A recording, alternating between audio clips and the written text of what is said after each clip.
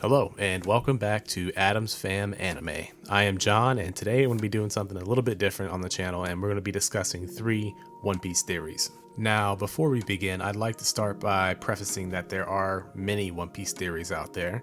However, the 3 theories that I'll be presenting to you today are all thought up in my own head. I know there's a lot of people who have touched base on similar topics, but I like to do the research for myself and I like to connect the dots myself. So with that being said, I'll be pointing out some obvious facts that we already know in the One Piece canon, along with my own interpretations of what that information can mean and what it likely would mean for the story. Now, with that being said, I'll try to keep these theories relatively short in terms of pointing out important facts and information. And given that there are 3 that I'm going to be addressing in this video in particular, I'm going to try to keep it to about 5 minutes apiece for each theory. Okay, so with no further delay, I'm going to go ahead and start discussing the first theory. Okay, now theory number 1 is that Rox D. Xebec is the biological father of Dragon, which would also make him the biological grandfather to our series protagonist, Monkey D. Luffy. Now, I know you're probably already searching for another video and thinking that this guy is crazy, but let me give you some information and some evidence that points to this possibly being the case. Okay, so the first bit of information that I'm going to touch on is the fact that Garp, or Monkey D. Garp, Dragon's supposed father, never once actually refers to him as his own son. Also, Dragon and Garp really don't look much alike at all. So I suppose it's possible that in the One Piece world that certain features and certain qualities are passed down every other generation, but I would say that the distinct similarities between Dragon and Luffy are sharper than the ones between Dragon and Garp. Now, the chapter that really got me thinking that this theory might be possible is when we got the first silhouette of Rox D. Xebec. So obviously we didn't get to see his face, but there are some similarities between he and Dragon's designs that I thought were noteworthy. The first appearance-based similarity would be the hair. At the very least, Xebec's hair is closer to Dragon's design than Monkey D. Garp's is. And although it's a silhouette, we do see that it appears that Rox D. Xebec does not have eyebrows, or at the very least, lacking in the eyebrow department. Now, I know that appearances can be deceiving, so I guess that's just one small thing to point at, but we'll move on to some other more substantial evidence or information. Alright, so moving on from appearances, another thing that's worth pointing out is that Dragon was hiding his face, seemingly, at Roger's execution. Now, we don't know exactly when he got his start doing the whole revolutionary thing, but at the very least with Roger's execution, it looks like he's trying to keep a low profile. And then that could be possible that if he wasn't a revolutionary, he may have been already kind of a wanted person for being associated or being a son of Rox. Seeing as how they wanted to kill Ace and his mother, it's very possible that any relative or family member of Rox D. Xebec had an ill fate suited to them as well. And if that was the case, this could be the reason why he took on the name Monkey D. Dragon, since if his real name was Rox D. Dragon, it's entirely possible that would just more or less make him a target for the world government for execution. So if I did my math right, I believe that Dragon was the age of 17 when Xebec suffered his defeat at the incident at God Valley.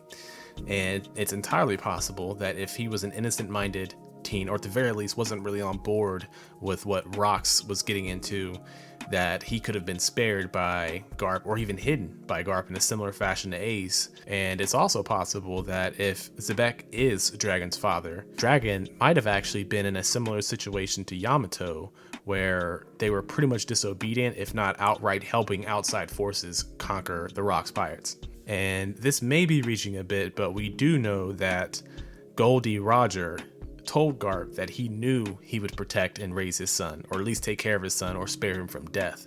And it's never stated why he knew that. It could just be that he's saying he knew Garp that well.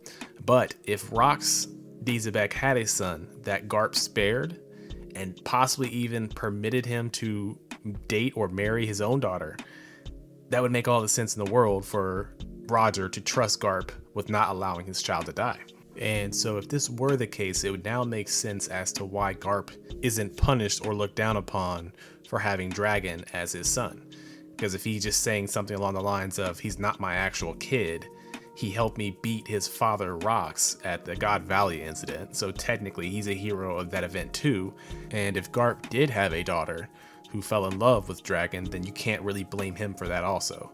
Now, his relationship with Garp aside, if Xebec really did want to overthrow the government, the world government, and he did have an interest in researching secret knowledge or hidden knowledge, then that would really kind of set up a perfect backstory for Dragon, where Dragon wants everything his dad did in terms of abolishing the world government and their control over others, but he himself does not want to rule over others. And speaking of Rox D. Xebec, a lot of people suspect that he's named after the pirate Roche Brasiliano, and that real life pirate his real name isn't known, but his pirate epitaph can also be known as Roku or Rock the Brazilian. And coincidentally, as many of you might remember, when Oda was asked about the Straw Hat Pirates' ethnicities, Luffy was listed as being Brazilian. So that's just another small coincidence.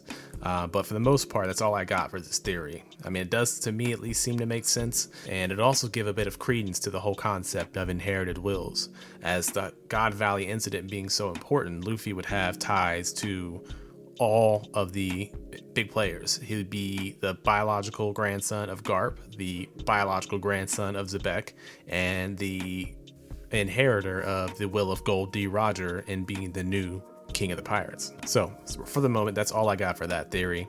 But keep in mind that pirate Roche Brasiliano, as I will be coming back to him in another theory at the end of this video. Now, that concludes my first theory on this video, so maybe if some more information comes out later, I'll do an extended video elaborating further on whether or not Xebec is Dragon's real father. Now, theory number 2 is actually going to be a little out there, but it has to do with the Kozuki clan and the D clan and their relativity to the other races and even the world nobles. And that theory is that the ancient war was actually a race war. Now, I know in terms of political correctness, that's not exactly a proper thing to discuss, but hear me out for a second. Now, because of the Kozuki Odin crest and a couple images we get from the Tree of Knowledge in Ohara, there is some speculation from most One Piece readers that there are multiple moons, if not possibly even 8 moons, associated to the One Piece world. Now, because of that planetary structure that we see in Ohara and the Kozuki crest, a lot of people insinuate and think that there are 8 moons. I think that can be true, but I think it could also have dual meanings. The second meaning possibly being the 8 races of One Piece that aren't humans.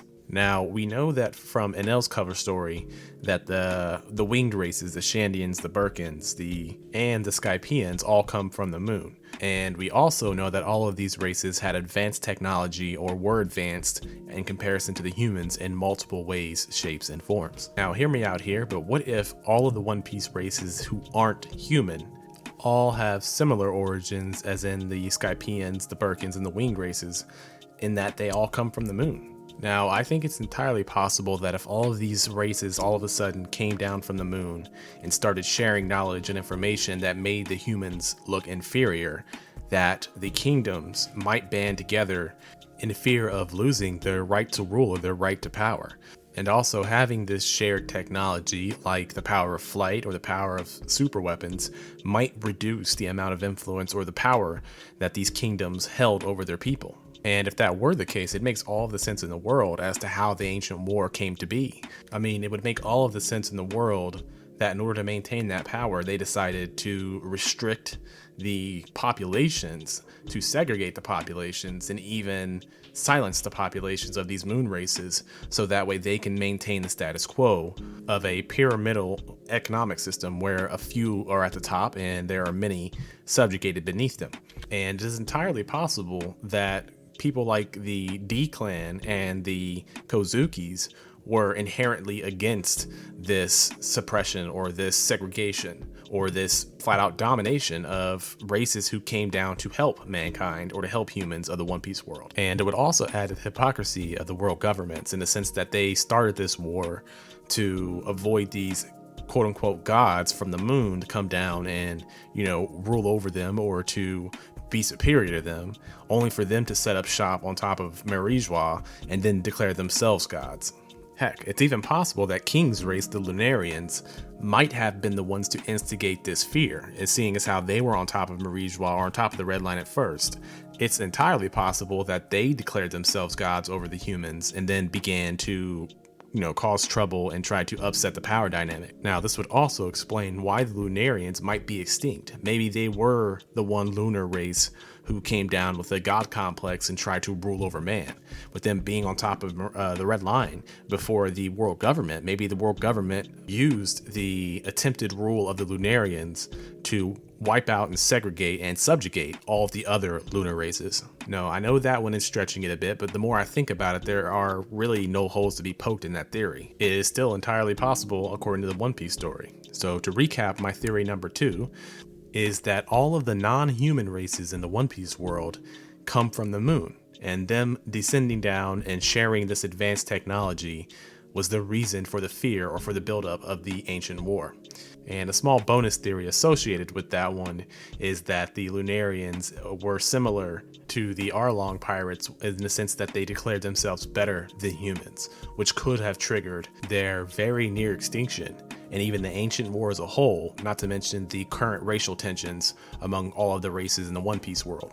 And as I said, there's a lot of reaching there, but not anything that can straight up be disproven, I suppose. So that's theory number 2, and I guess now we can move on to theory number 3, which is that Blackbeard already has 3 devil fruits, and that the first one was a mythical Zoan fruit that was shared with Rocks D. Zebek. And to touch base with some of the reasoning for this assertion is the theme of 3 that fits with Blackbeard. To begin with, his Jolly Roger has 3 skulls on it.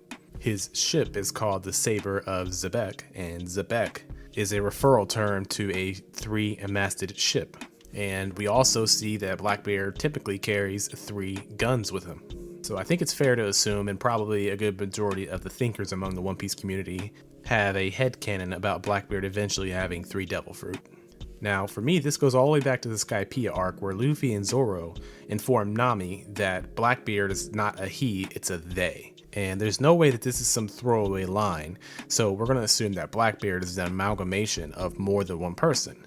The going assumption would be that it's 2. Now, I'm going to go out on a limb here and assume that if there is 2 people at the least within that body, one of the entities who exists within Blackbeard's body is the man himself, Rocks D. Zebek. Now, as far as I know, not sleeping is an incredibly impossible, if not downright irregular thing for a human being to accomplish. So if you were sharing a body with Rocks D. Zebek, this could possibly explain why he doesn't need sleep.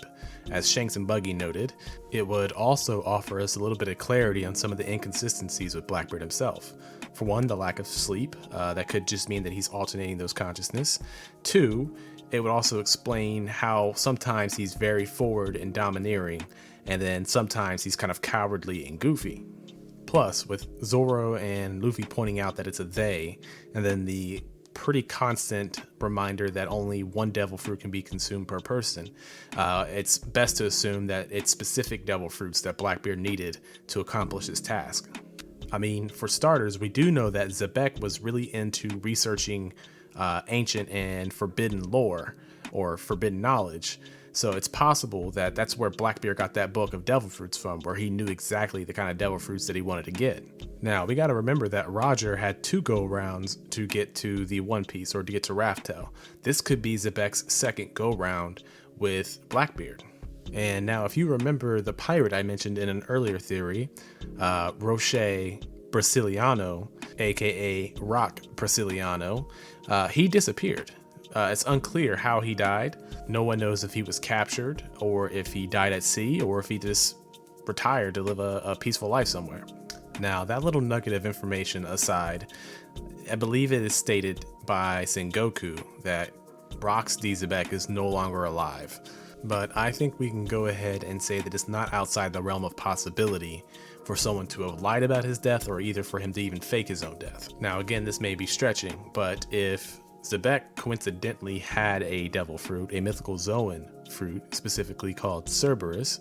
That would fit in with the three skulls thing, but also the etymology behind Cerberus, at least in the Indo-European sense, means not yet successful. So it could be entirely possible that this fruit allowed him to either combine himself or share a body with 2 or 3 other people. Now, given that Blackbeard was using Rox's home base as a base of operations, and also that Blackbeard calls his ship the Saber of Xebec, it is possible that as a 2-year-old during the events of God Valley, that Xebec may have essentially fused to Blackbeard in a similar fashion to Voldemort and Professor Quirrell from Harry Potter, thus giving him a second lease on life and the ability to pursue the same goal again, but with a younger body and with knowledge of what fruits he should specifically have to accomplish this task.